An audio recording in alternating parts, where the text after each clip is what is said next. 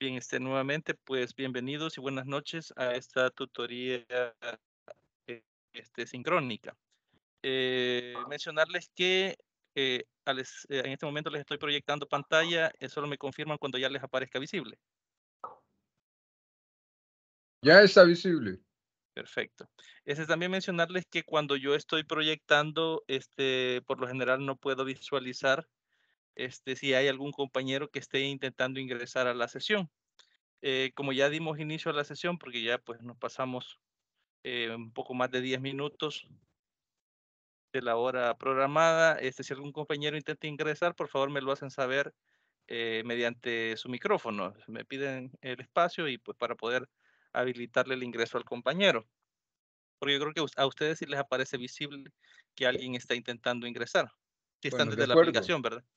Para poder así darle el pase al compañero que esté intentando entrar. Entonces, procedo a compartirles lo que es eh, la presentación.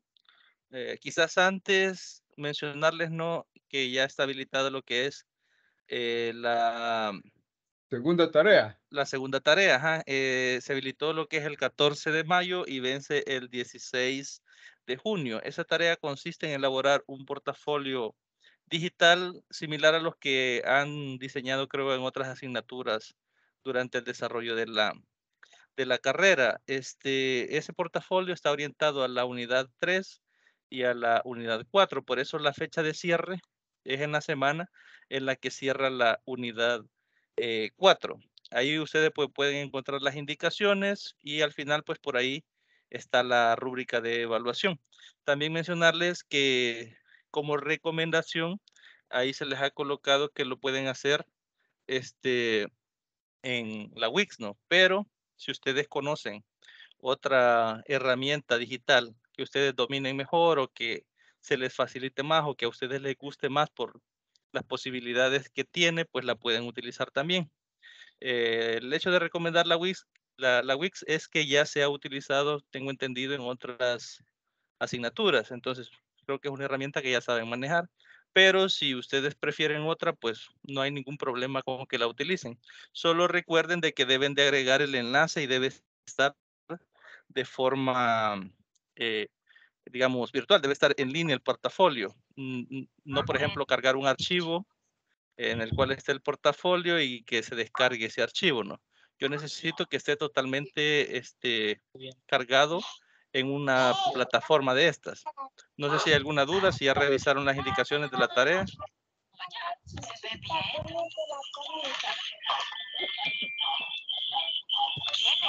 o si hay alguna duda con la tarea. No sé si ya tuvieron el espacio para,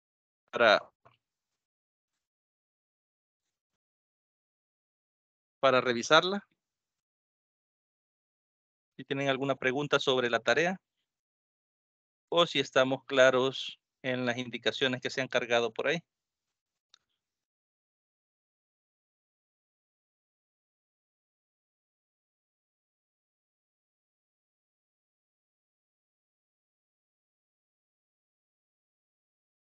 Bien, si no hay consultas, asumimos que está claro lo de la tarea y también recuerden que en cualquier caso ustedes pues tengan alguna dificultad, algo de lo que está ahí plasmado en las indicaciones no quede claro o no esté del todo claro, pues puedan escribirme a través de los medios que tenemos ahí habilitado, ya sea en plataforma, en mensajería, foro de dudas, tenemos también el correo electrónico y también pues tenemos lo que es el grupo de WhatsApp, que pues, por ahí pues a veces trato de atenderlos un poco más inmediato, ¿no? Entonces, si surge alguna duda con relación al desarrollo de la tarea 2, pues por ahí me pueden hacer llegar sus dudas, que yo con gusto pues les voy a estar tratando de apoyarnos.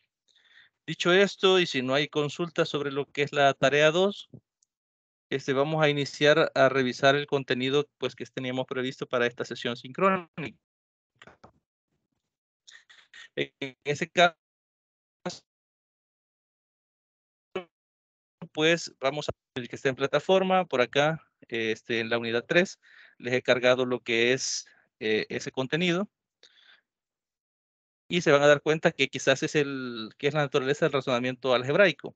En este caso, quizás es el contenido más extenso de los 3 contenidos que están acá. Entonces, para esta sesión sincrónica, únicamente vamos a abordar, creo, hasta la página 11 o 12, si no me equivoco.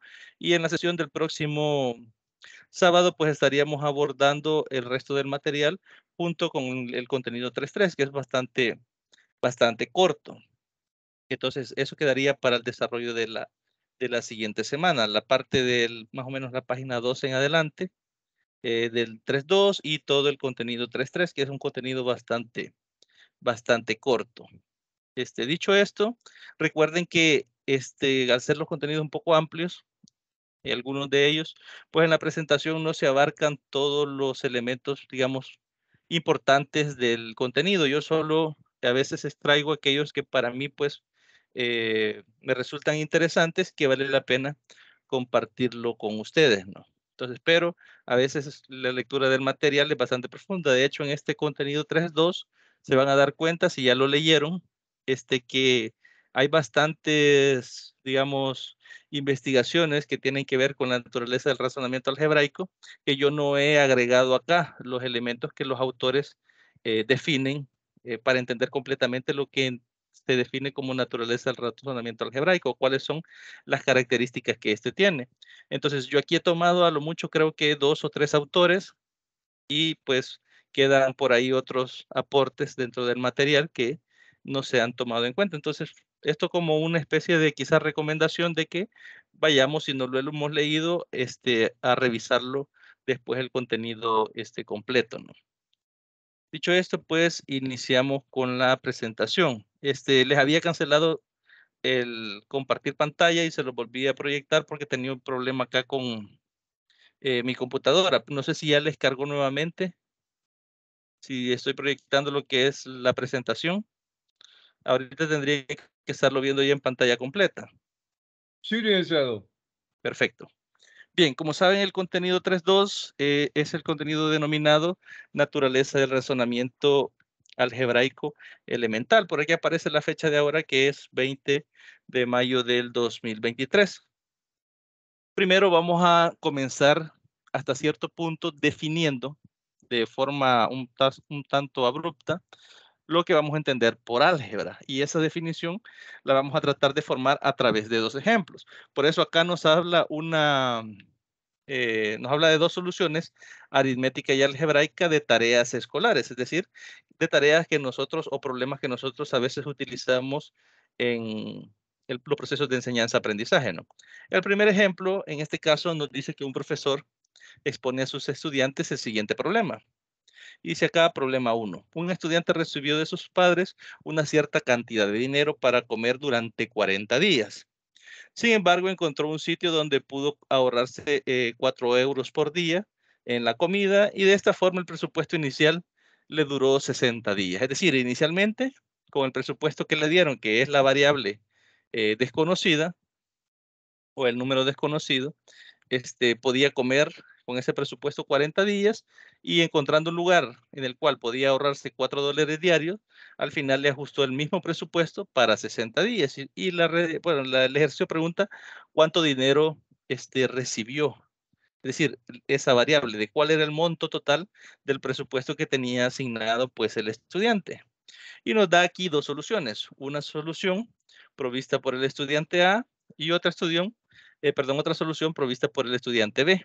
Y eso lo plantea el autor para establecer una comparación de una solución meramente aritmética con una solución meramente algebraica. En este caso, nos dice que el estudiante A resolvió el problema de la siguiente manera. Él dijo que sea D el dinero recibido por los padres, es decir, el presupuesto con el cual él contaba. Y representamos por X los gastos diarios provistos por los padres, es decir, como él le habían dejado un dinero para 40 días, el D, que es el presupuesto que le dejaron los padres, dividido entre los 40 días, es el monto que los padres estimaron que gastaría por día. Es decir, él gasta X euros por día según el presupuesto D que dieron sus padres. Entonces, así, él define X como el presupuesto dividido entre los 40 días. Luego él dice sea Y el gasto diario real, es decir, lo que gastó en realidad, porque recordemos que una cosa es el presupuesto que se le fue asignado y otra cosa lo que él en realidad gastó. Él gastó 4 euros menos por día de lo que estaba presupuestado. Entonces, en ese caso, Y es igual a D sobre 60, porque recordemos que el presupuesto a él en realidad le duró 60 días y no solo 40, ¿no? Entonces, ahí él define Y, que es el gasto diario real que le permitió comer 60 días, ¿no? Entonces, Y es igual a D, que es el mismo presupuesto que habían dejado sus padres para los 40 días, pero como a él le ajustó 60, es D entre 60. Y pues despejando de ambas ecuaciones, en este caso, de la primera nos queda que 40x es igual a D, y de la otra nos queda que 60y es igual a D, igualando D, tenemos que 40x es igual a 60y, y además recordemos que en el caso de el gasto diario real, que era y el gasto presupuestado, que era X, la relación es que el gasto real es el gasto diario presupuestado menos 4 euros, porque él en realidad gastó 4 euros menos de lo presupuestado. Entonces, él en este caso sustituye el valor de Y, que es el gasto presupuestado por los padres, menos los 4 euros menos que le cobraban en el lugar donde decidió comer diariamente, ¿no? Entonces, sustituyendo ese valor de Y en la ecuación que teníamos acá cuando igualamos D, nos queda 40x igual a 60 por Y, que es X menos 4. Aquí pues desarrollamos 60 por X y 60 por menos 4 y despejamos en este caso lo que es X, nos queda 20x igual a 240, luego pasamos el 20 pues a dividir y nos queda que el gasto presupuestado según los padres en este caso es de $12. Es decir que los padres estimaron que el estudiante gastaría $12 diario en comida durante 40 días. Entonces, el presupuesto, que es la pregunta que hace acá, ¿cuánto es el dinero que recibió de presupuesto? Bastaría multiplicar el gasto diario, que son $12, que es lo que encontramos, por los 40 días presupuestados. Entonces, el estudiante recibió $480 de presupuesto. Ahora bien, podemos preguntarnos, ¿esta solución es algebraica o es aritmética?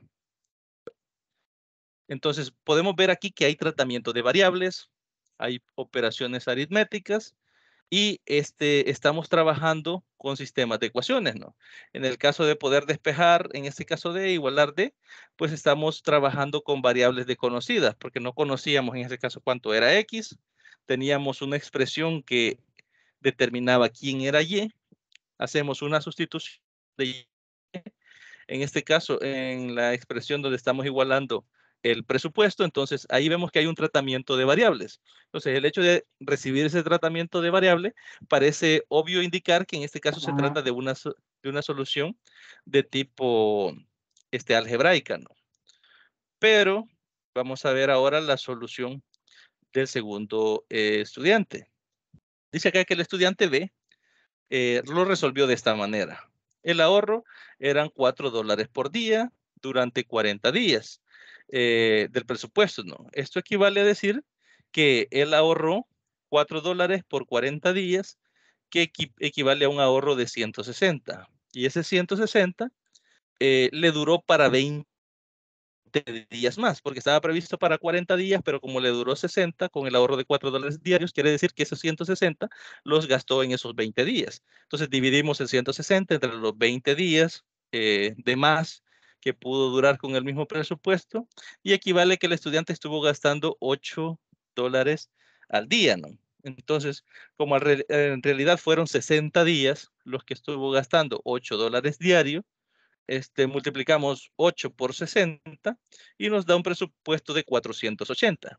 Si nos fijamos, en este caso, la solución planteada llega exactamente a la misma respuesta, pero en este caso no hay tratamiento de variables. Únicamente hemos utilizado un razonamiento lógico para poder llegar al presupuesto que es la solución al problema planteado. Ahora bien, Licenciado, disculpe, sí, sí, ¿puedo decir una regla de tres? sí. ¿Hola? ¿Puedo decir que aplicó una regla de 3? Sí. Sí, al final lo que hizo fue analizar el problema, aplicar una solución aritmética. Una regla de 3 no sería porque estamos utilizando una incógnita. En el caso de él, solo analiza la problemática. Él analiza que ahorró, digamos, $4 por, este, ¿cómo era acá? $4 diarios durante 40 días y eso le dio un total de 160. Él sabía que esos 160 que le sobraron son los que utilizó para los otros 20 días. Entonces lo que hizo fue dividir ese ahorro entre los 20 días de más que pudo seguir alimentándose con el ahorro y da un total de $8 diarios. Quiere decir que en los 40 días también gastó $8 diarios, porque recordemos que en el lugar donde comió ahorraba $4 diarios todos los días. Entonces, si encontramos cuánto gastó en los últimos 20 días y como la misma cantidad estuvo gastando antes, tenemos que en realidad el ahorro, perdón, él gastó $8 durante 60 días. Al final, por razonamiento lógico, solo tenía que multiplicar el gasto diario, que en este caso son $8 por día, por el número de días que comió al final, que son 60, y así obtuvo el presupuesto global. Eh, no pudiésemos hablar de regla de 3 porque no ha planteado ninguna relación, es decir, no hay ninguna igualdad entre, digamos, elementos del primer planteamiento con el planteamiento modificado. No hay variables, únicamente hay operaciones aritméticas. Pero si nos fijamos y comparamos las respuestas, llegamos a lo mismo, ¿no? Es decir, la solución es totalmente correcta. Ahora bien, si nosotros analizamos ambas respuestas y nos preguntamos cuál es aritmética y cuál es algebraica, podemos caer en algunas cuestiones lógicas. Por ejemplo, el hecho de tal vez que no aparezcan unas variables implícitas no quiere decir que esas variables no estén por ahí, porque el hecho de desconocer una cantidad implica de que esa es una variable, que necesitamos saber qué valor tiene, ¿no? Según el planteamiento que está ahí. Entonces, definir específicamente qué es álgebra y qué relación tiene con la aritmética. Recordemos que en las unidades anteriores veíamos que al álgebra algunos autores le denominan como una aritmética generalizada, es decir, se llega a un planteamiento general a base de algoritmos aritméticos. Entonces, en este caso estamos viendo una sola problemática que dos estudiantes han resuelto de dos formas diferentes. Una utilizando variables de forma algebraica y la otra únicamente utilizando el razonamiento matemático y utilizando operaciones aritméticas, ¿no? Sabemos que las aritméticas son sumas, restas, multiplicaciones y divisiones, ¿no? Y eso lo podemos ver directamente planteado en el proceso que el estudiante B realizó. Dicho esto, nosotros pudiésemos pensar que el álgebra únicamente es aquella que involucra variables y operaciones aritméticas. Y resoluciones aritméticas solo si tiene operaciones en las cuales no se le da tratamiento de variable. En este caso, nosotros podemos identificar fácilmente cuál se está refiriendo a un proceso meramente algebraico y a un proceso aritmético, ¿no? Pero esa, digamos, esa diferencia no se ve palpada tan grandemente como en este ejemplo, en el ejemplo 2 que vamos a revisar a continuación. En este caso, ese era el ejemplo 1 y vamos a ver qué sucede con el ejemplo 2 o el problema 2.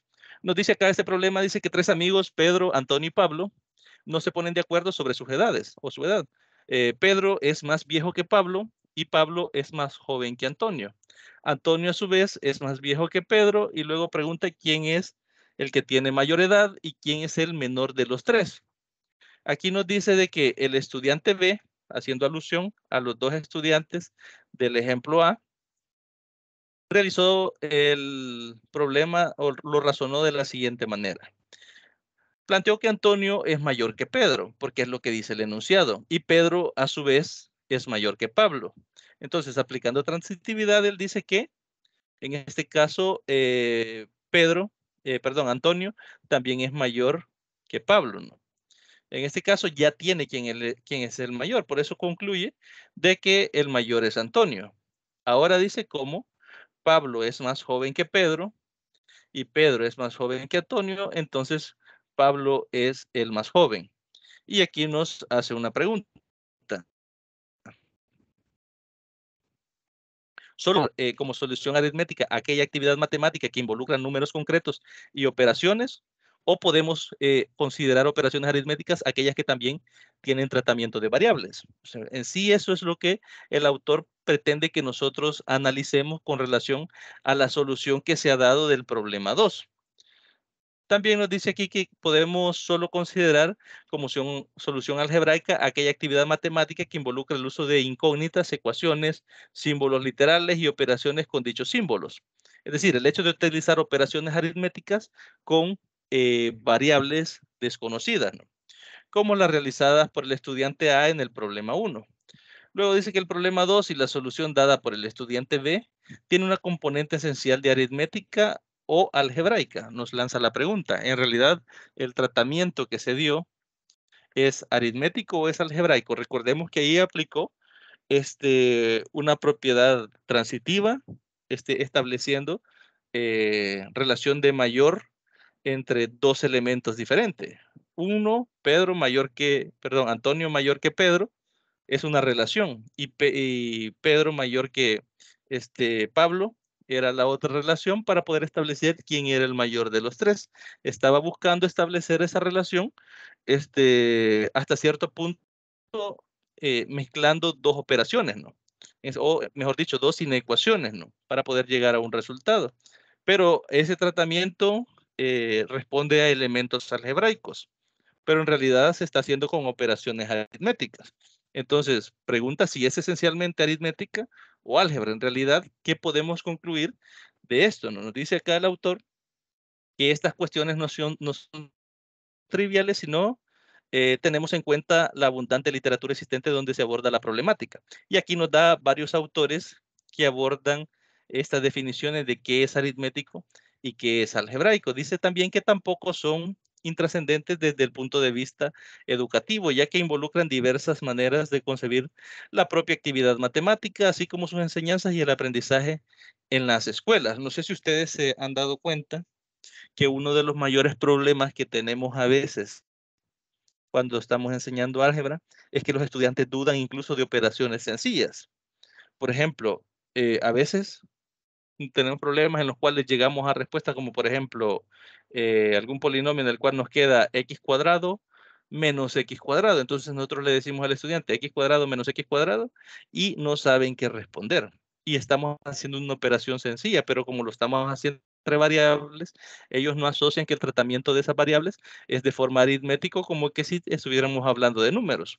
Y el ejemplo más puntual que nosotros solemos poner, los profesores en matemáticas, ¿no?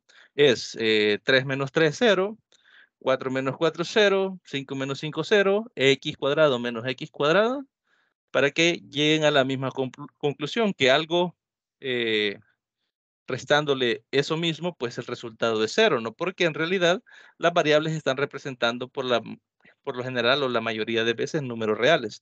Entonces, si restamos lo mismo, el resultado es 0, pero a ellos a veces les cuesta un poco comprender porque ellos en su mente tienen de que eso puede ser cualquier número.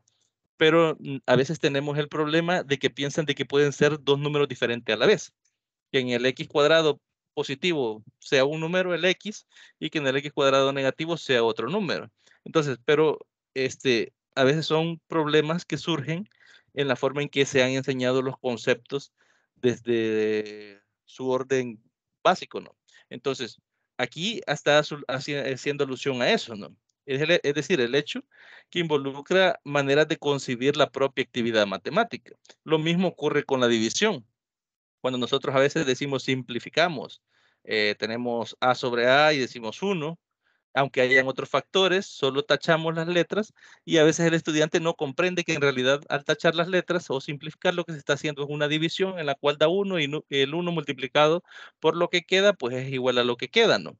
Entonces, a veces ese tipo de acciones nosotros las hacemos de forma inconsciente como docente porque asumimos que ellos comprenden el concepto. Pero ¿qué pasa si en realidad ellos no comprenden el concepto? A veces pasa de que tachan, no están multiplicando. A veces tenemos una suma arriba y en el denominador tenemos un producto y tachan las X de arriba, por decir algo, ¿no?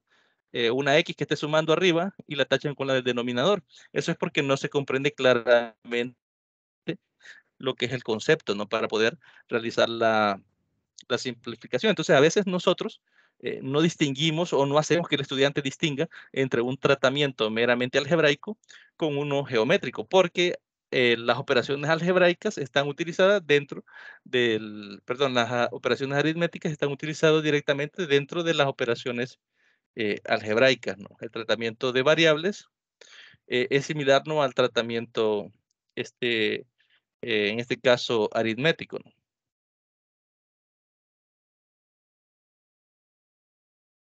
Y ahí nos introduce el autor lo que es el concepto, ¿no? De dónde viene la naturaleza del razonamiento algebraico y nos menciona acá la problemática del álgebra escolar. Dice acá que hay diversas investigaciones, por ejemplo, ahí menciona más, pero yo solo he dejado la de Warnet y Kieran en el año 1989, que han evidenciado las dificultades de los niños en el tránsito desde la aritmética hacia el álgebra en la escuela secundaria. Estas investigaciones han descrito aproximadamente el razonamiento algebraico que posteriormente permitieron aportar datos experimentales y justificaciones teóricas para apoyar la inclusión del álgebra desde la escuela primaria. Por ejemplo, a veces, no sé si ustedes recuerdan que antes cuando se enseñaba en las aulas álgebra, inclusive decían los casos de factoreo, caso 1, esto, caso 2, esto, pero a veces no se definía antes, por ejemplo, qué era un monomio, qué características tiene un monomio, qué elementos tiene, ¿no? Cómo se suman monomios, cómo se restan, eh, eh, después polinomios, las mismas características, grados, y es decir, todos estos conceptos no los enseñaban en grados menores, por ejemplo, sexto a veces, quinto grado, no aparecían esos conceptos. Entonces, a veces los estudiantes llegaban trabajando problemas aritméticos o resolución de problemas aritméticos hasta grados más altos y de repente pues aparecían por allá los famosos casos de factoreo, ¿no?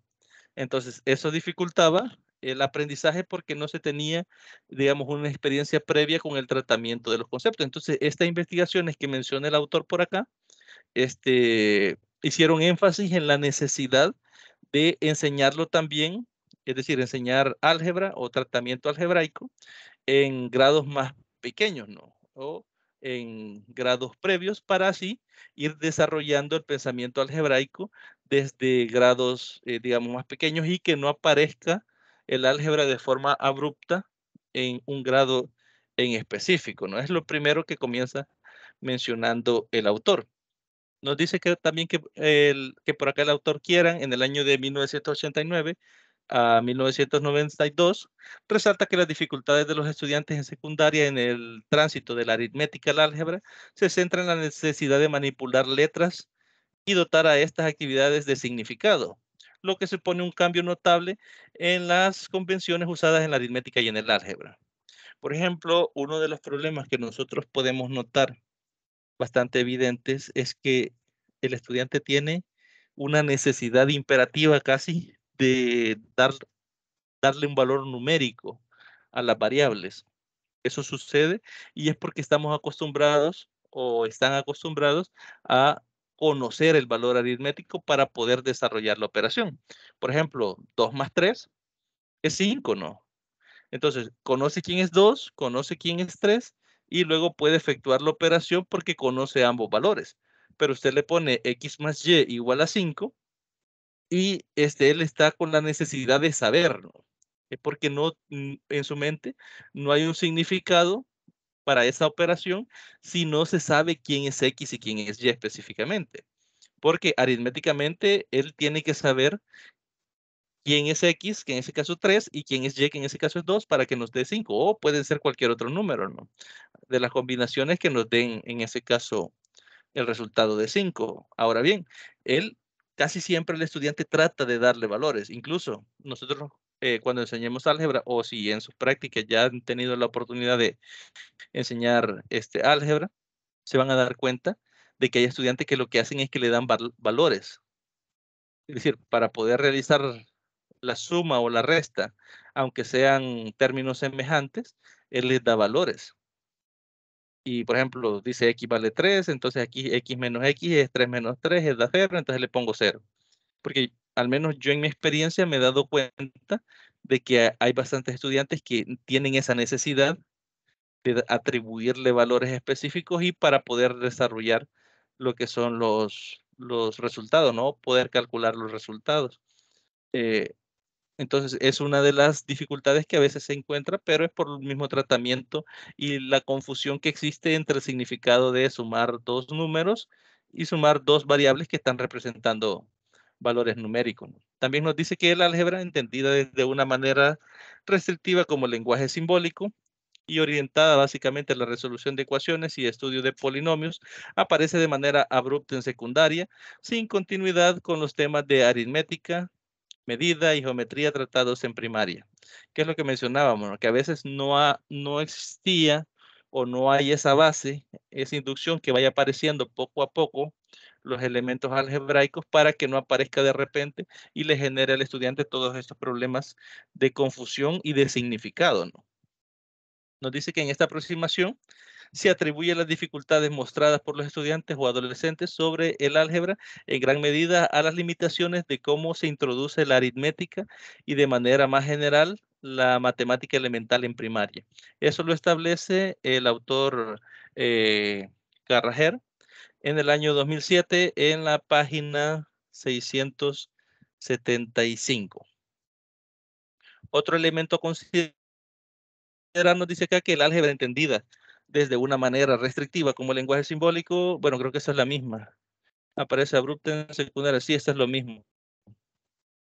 Creo que aquí fue que lo copié mal y sería el tercer elemento.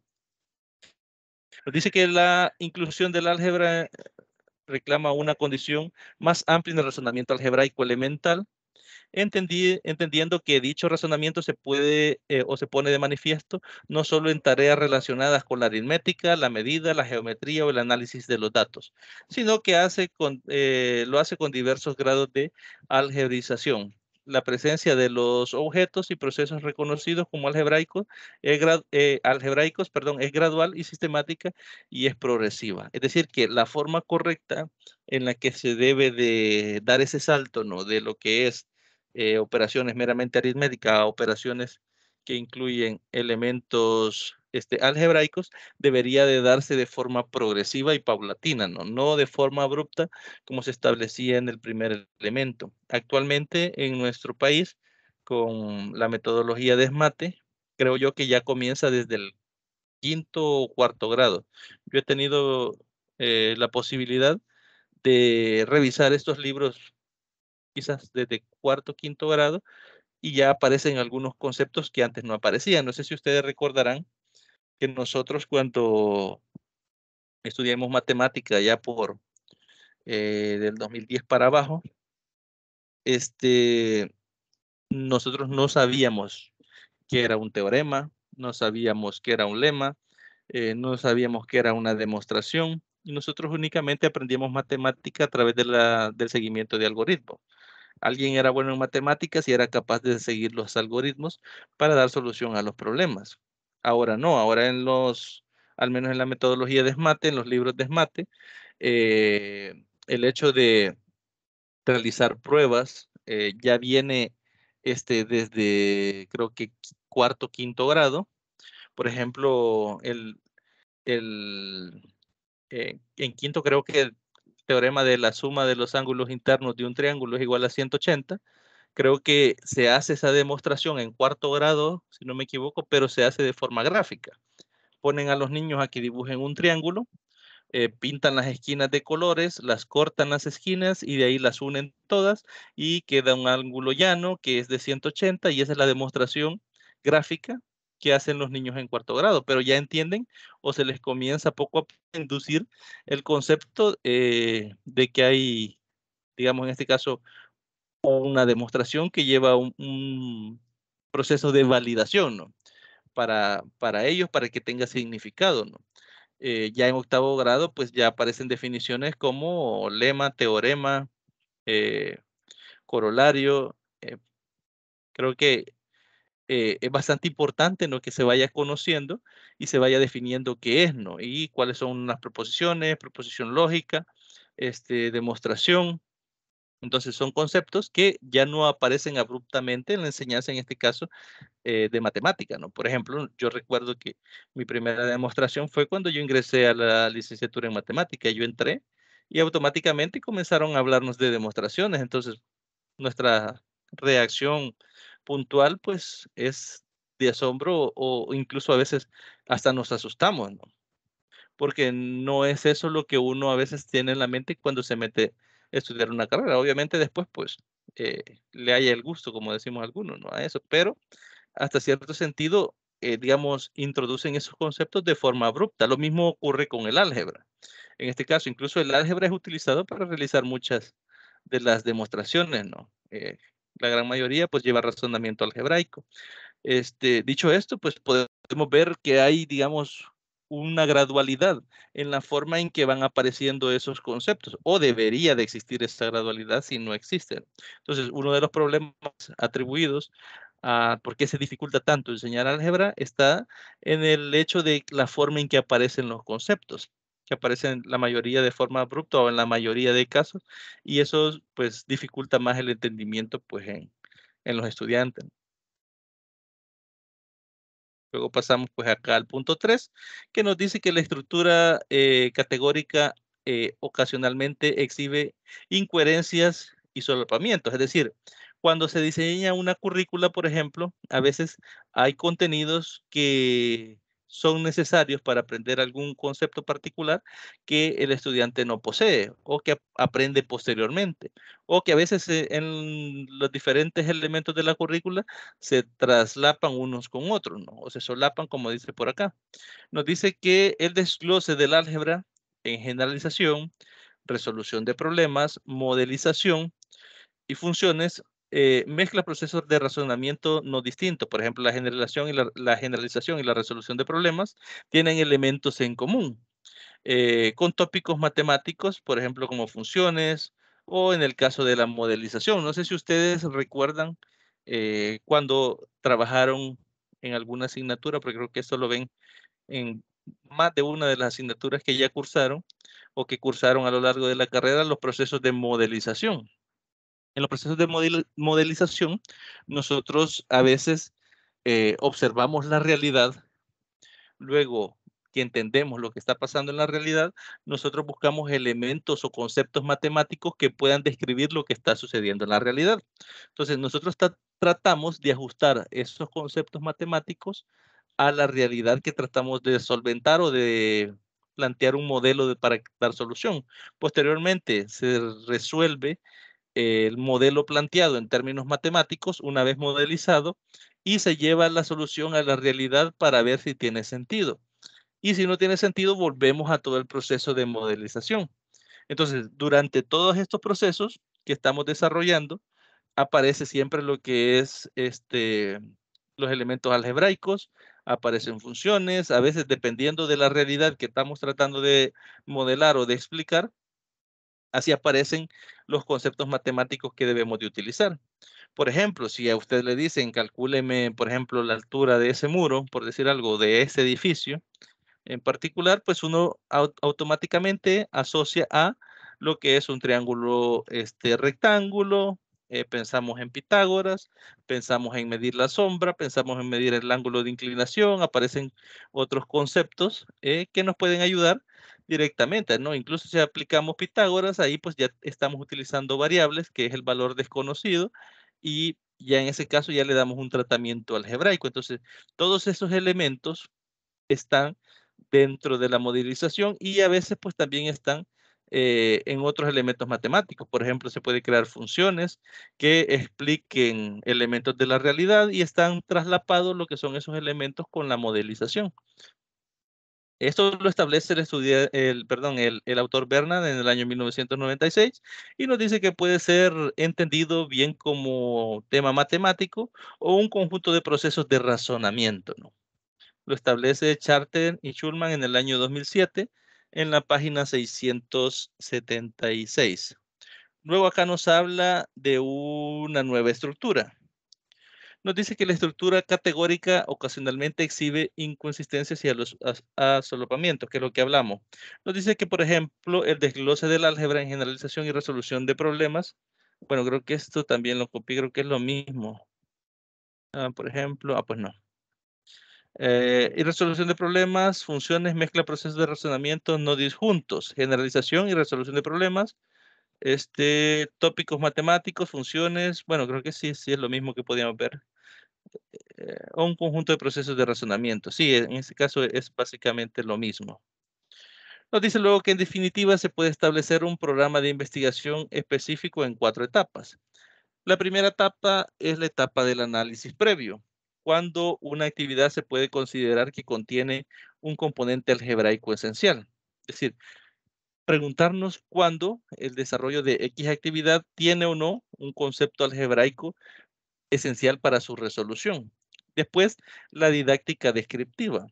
Recordemos que la didáctica se encarga de sintetizar los procesos de enseñanza-aprendizaje. En este caso, cuando hablamos de didáctica descriptiva, dice que bajo qué condiciones se construyen y se comunican conocimientos relacionados con esta nueva concepción de álgebra. Es decir, busca de forma didáctica la nueva concepción de álgebra, bajo qué condiciones funciona para la enseñanza. Es decir, ya aquí estamos directamente pensando en la forma en que enseñamos. ¿Qué condiciones de estas herramientas algebraicas facilitan que los estudiantes puedan captar más el concepto que se esté tratando, ¿no?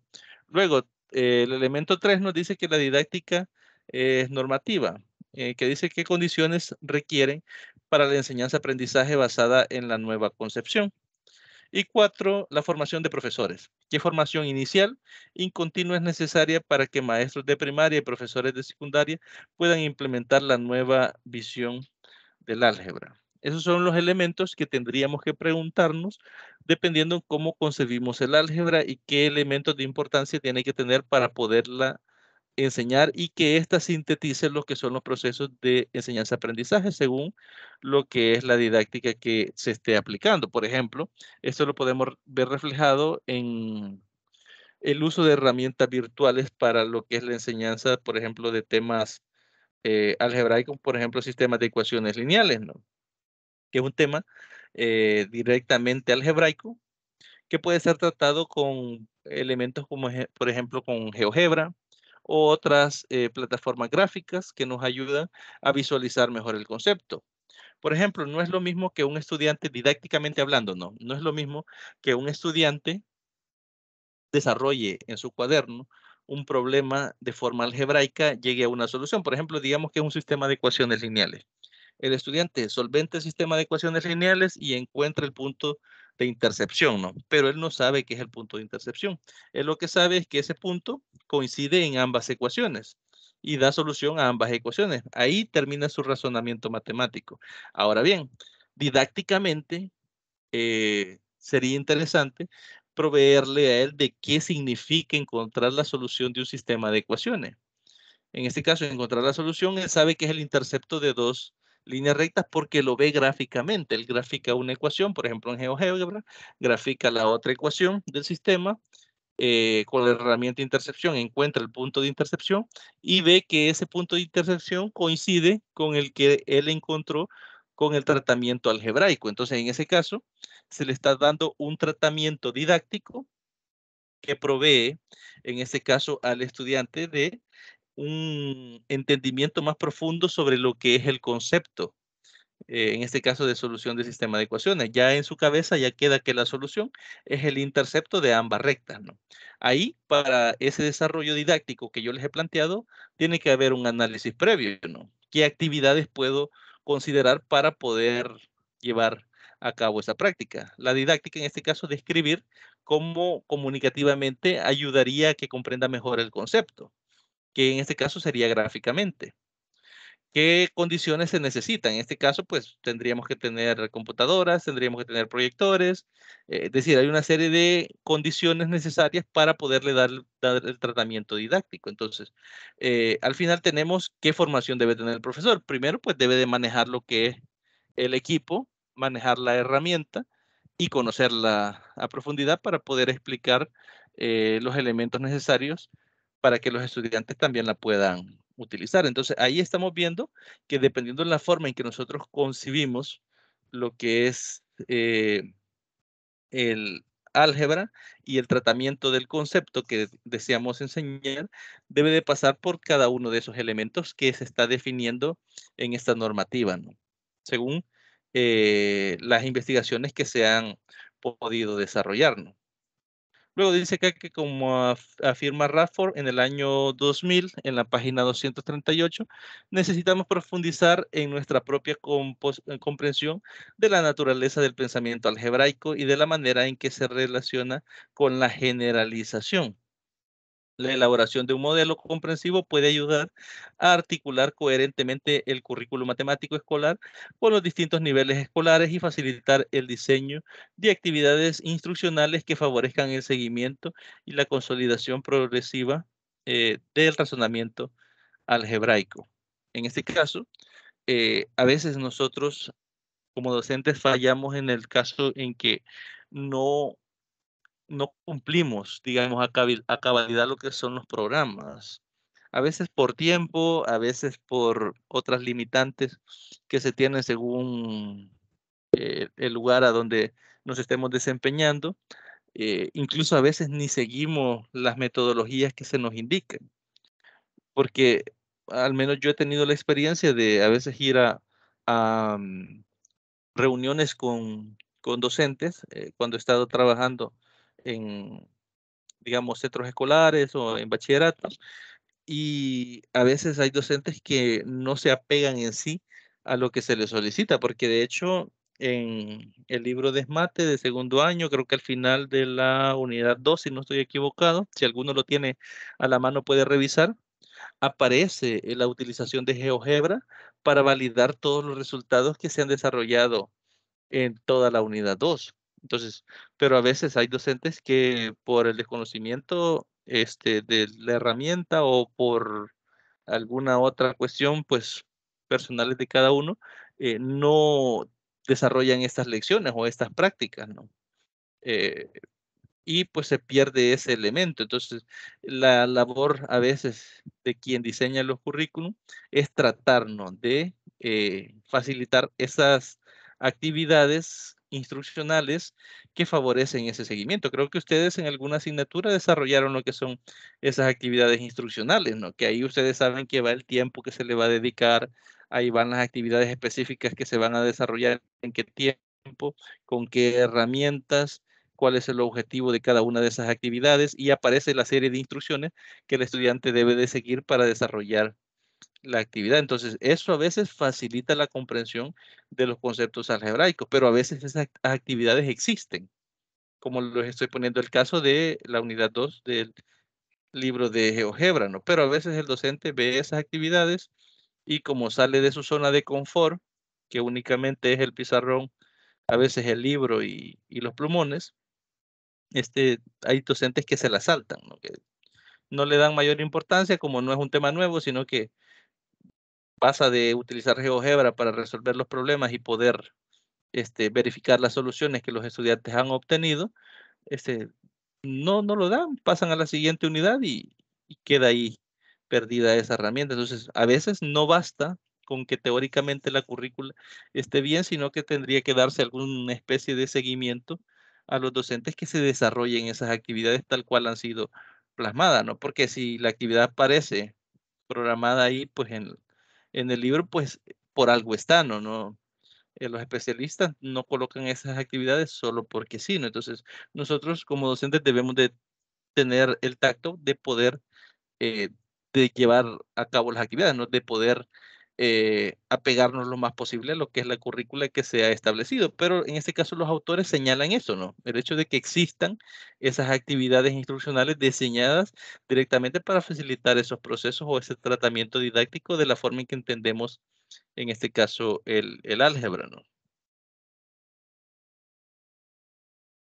Y ahí vamos al apartado 4, que dice que consideramos junto con diversos actores, en este caso menciona a Manson, a Pym, a Carter, Martínez, Schulman en el año 2008 y Cooper y Warner en el año 2008 también, que la generalización es un rasgo característico del razonamiento algebraico. Es decir, el hecho de considerar algo algebraico o no algebraico, según estos autores, radica directamente en que sea una generalización de alguna actividad matemática o de algún problema matemático. Si tiene esa generalización, entonces es considerado algebraico. Así como los medios para simbolizar tanto las situaciones de generalización como las de indeterminación, ¿no? Uso de incógnitas o de valores no conocidos. Por eso habla de indeterminación y acciones para modelizar situaciones, ¿no? Asimismo, las nociones de relación, operación y estructura son propias del álgebra, ¿no? Directamente. Y ahí el elemento 5 nos habla de los rasgos característicos del álgebra escolar. Más concretamente, en este caso he elegido al autor Kieran. Ahí aparecen en el libro, creo que 4 o 5 autores más. A mí me llamó más la atención los aportes del autor Kieran para compartirlos acá con ustedes, pero en este caso sí hay dentro de los rasgos característicos, hay algunos elementos bastante importantes de los otros autores que, pues, por lo cargado que estaba el contenido, pues no los pude agregar por acá. Dice que el autor Kieran en el año 2007, apoyándose en propuestas de diversos autores, elabora un modelo que sintetiza las actividades del álgebra escolar en 3 tipos: de generalización o general, de transformacional y global o metanivel. Vamos a ver cada uno de ellos. Primero, el generacional. Nos dice que las actividades de tipo generacional implican la formación de expresiones y ecuaciones, las cuales consideran como objeto del álgebra. Incluye en estas categorías ejemplos típicos, por ejemplo, ecuaciones que contienen una incógnita que representa situaciones, problemas, es decir, hay algún problema que esté explícito en ecuaciones. Un ejemplo de esto puede ser el que veíamos en el ejemplo o el problema 1 con el cual iniciamos esta revisión del contenido, ¿no? Numeral B, o perdón, literal B, expresiones de generalidad que surgen de patrones geométricos o secuencias numéricas. Problemas, por ejemplo, cuando aparecen algunas imágenes que van pidiendo que analicemos y nos preguntan, por ejemplo, ¿cuántos círculos habrá en la imagen tal? Esos son problemas de generalizaciones. Nosotros debemos de deducir, en este caso, una ecuación que relacione los valores aparecidos en la imagen con los valores de la imagen en lo cual aparece, o secuencias numéricas, ¿no? Eh, pero literal C nos dice expresiones de las reglas que gobiernan las relaciones numéricas, ¿no? Por ejemplo, operaciones jerárquicas en este caso. De ahí, el otro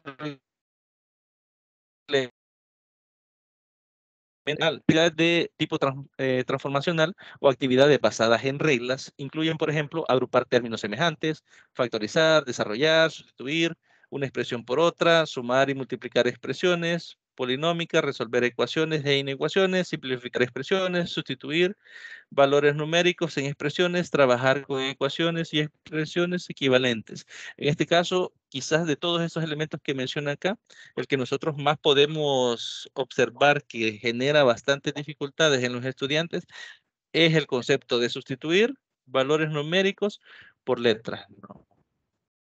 A veces el llegar a, por ejemplo, en un sistema de ecuaciones, despejamos y, igualamos, luego despejamos x, encontramos cuánto vale x, después el hecho de agarrar el valor de x y sustituirlo en las ecuaciones para encontrar cuánto vale y es bastante dificultoso en los estudiantes, ¿no? A veces tiene esa dificultad bastante, aparte a veces de dificultades en el área de la factorización, lo que les mencionaba de agrupar términos semejantes, o sumar o restar términos semejantes, son dificultades que a veces nosotros podemos encontrar cuando estamos enseñando álgebra. Entonces, entra dentro de esto de transformacional, porque en realidad lo que hacemos es transformar una ecuación en una ecuación equivalente. Por ejemplo, a veces dividimos toda la ecuación entre el factor común del número para simplificar la ecuación y trabajarla. O a veces aparecen en decimales y para tener valores enteros multiplicamos por 10 o por 100 o por 1000. Entonces, cuando ya hacemos esa multiplicación, aunque sea a ambos lados de las ecuaciones, el estudiante piensa que es una ecuación totalmente diferente a la original. No asimila que es una ecuación equivalente. Por eso habla de transformación. Transformacional nos habla de transformar una ecuación en otra que es en este caso equivalente, ¿no? Por eso dice ahí expresiones equivalentes. También nos dice que aunque la mayor parte de estas actividades se interesan por los cambios en la forma simbólica de una expresión o ecuación que mantiene la equivalencia, eso no implica que se trate de actividades rutinarias, que su justificación implica la aplicación de axiomas, propiedades de las estructuras correspondientes. Es decir, no existe un algoritmo que me sirva para resolver todos los ejercicios que contienen una u otra característica de estos elementos de acá, ¿no? Algunos sí pueden agruparse en pequeños grupos que sí pueden utilizarse ciertas reglas, pero no existe en ese caso el hecho de seguir una rutina para resolver cualquier problema que tenga una o más características de las que se menciona anteriormente. Y al final, pues ese autor lo categoriza en global porque dice que sugiere el uso de procesos matemáticos más generales.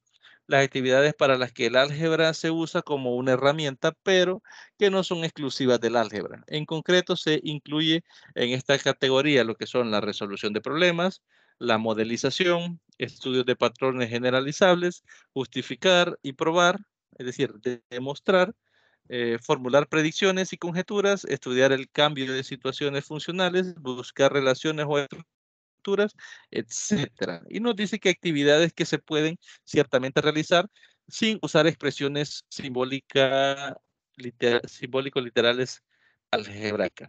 Eso lo menciona el mismo autor que veíamos, que en este caso es Kieran en el año 2007. Y ya para ir finalizando, el autor Dorfler en el año 1991, en la página 84, dice que equiparar abstracción con generalización y esta última la vincula con el uso de variables. Es decir, la generalización para él es utilizar variables para describir algo abstracto, ¿no? Rasgo característico directamente del álgebra. Distingue entre generalizaciones empíricas y generalizaciones teóricas. Nos dice que las generalizaciones empíricas se basan en el reconocimiento de características o cualidades comunes de los objetos o situaciones, mientras que las teóricas se derivan de identificación de invariantes esenciales en sistemas de acción, materiales o mentales, así como las condiciones de realización o los resultados de dichas acciones. Bajo esta definición que nos da Dorfler en el año 1991, yo les puedo preguntar a ustedes, el problema 2, que fue, no, perdón, el problema 1, no, el 2 fue el de los nombres, que fue resuelto por el ejemplo, perdón, por el estudiante B, ¿era álgebra o no era álgebra? Tomando en cuenta la definición en este caso de Dorfler, tal cual es la que tenemos en pantalla. ¿Ustedes qué consideran? ¿Esta solución que se brindó de este estudiante es álgebra o no es álgebra? ¿Qué clase de generalización fue la que se hizo? Sí se hizo generalizaciones para poderlo atribuir como álgebra. Si no podemos establecer generalizaciones empíricas ni teóricas, entonces asumimos que no es álgebra. Eso es lo que se está en este caso planteando, o el autor Doppler planteaba, ¿no? Si existen esas generalizaciones, aunque estas generalizaciones sean empíricas, es considerado álgebra. O si son teóricas, también son considerados álgebra. Pero si no existen esas generalizaciones, entonces bajo esa perspectiva o la definición de este autor, no sería álgebra. Si recordamos el ejemplo, pues él establecía una relación de transitividad. Antonio mayor que Pedro y Pedro mayor que Pablo, y ahí establecía una transitividad y sacaba quién era el mayor. Y hacía lo mismo con los menores, entonces ahí hay o no hay generalización.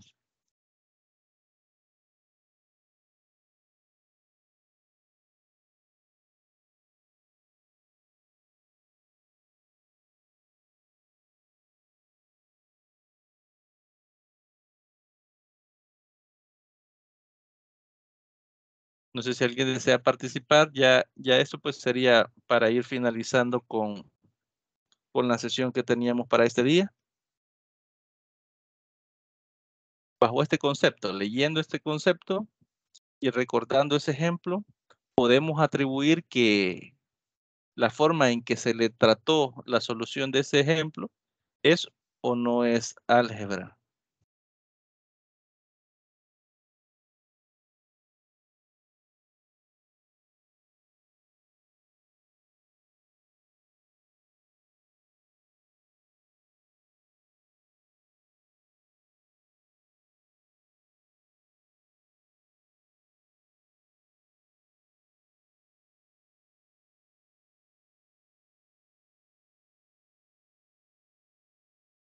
Bien, vamos a ir respondiendo entonces para ir finalizando. En este caso, sí sería álgebra, porque aquí en ese ejemplo se realizó lo que es una generalización empírica, es decir, el hecho de asociar una transitividad de un nombre con otro, no importa el nombre que estemos asociando, según las condiciones del enunciado. Si seguimos ese mismo orden con otro enunciado que tenga las mismas características, nosotros vamos a poder llegar a la misma solución o a poder dar solución. Entonces se ha hecho una generalización empírica para poder llegar a esa solución. Desde el punto de vista del autor Dörfler, en este caso, sí sería álgebra, pero sería una generalización directamente empírica, que en realidad lo que busca es el reconocimiento de las características. ¿Qué características se pusieron en valor ahí? Una relación de quién era mayor a parejas para poder establecer una transitividad. En este caso, se buscaron esas características, quién era el mayor de la primera pareja, quién era el mayor de la segunda pareja, y eso automáticamente me garantizaba quién era el mayor de los tres, ¿no? Lo mismo cuando se buscaba al menor. Se estableció por parejas quién era menor uno con otro, y al establecer esas características podemos sacar la conclusión eh, basándonos en las características particulares de los pares que se tomaron, ¿no? Entonces, en ese caso, el estudiante B hizo una generalización empírica para aplicar una propiedad, en este caso transitiva, o de una relación de orden, para poder llegar a una solución. En este caso, sí sería considerado álgebra bajo la definición de Dörfler en el año 1991. No sé si hay un comentario, eso es lo que quería compartir en esta sesión sincrónica, algo que les haya llamado la atención, alguna duda que les haya surgido, algún comentario, es bienvenido en ese momento.